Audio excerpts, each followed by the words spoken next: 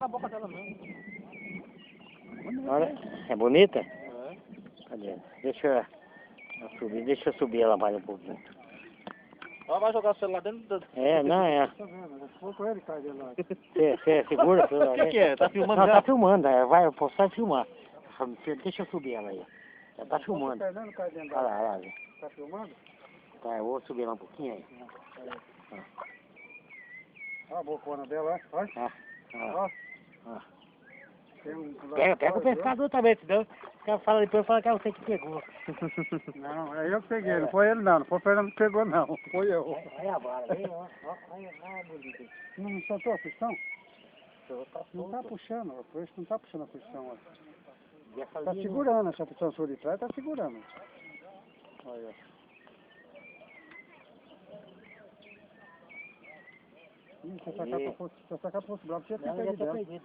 Já tinha perdido. Já buscou bolinha. Ó, o bolinho da...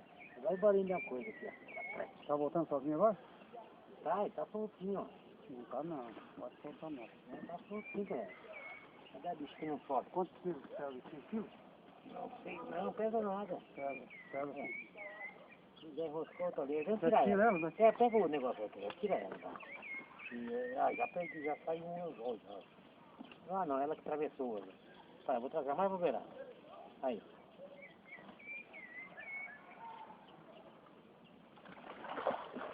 Tira lá, vamos dar boa. Aí, isso.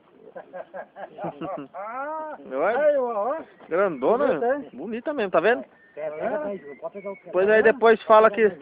Depois ainda fala que não tem carpa aí, né? Aí, ó. Mas já segura, cara. Segura. Vira por cima.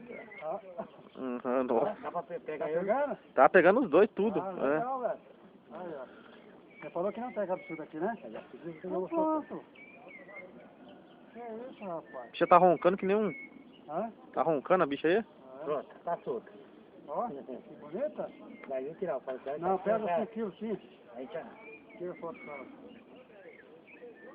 Só, tira esse negócio aí. Aí. Aê. Vira pro tanque, assim. Tá tirando a vara, vai. Pode tocar? Pode. Cai dentro d'água. Pode. Aê. Parar, né, Fernando? Pode parar.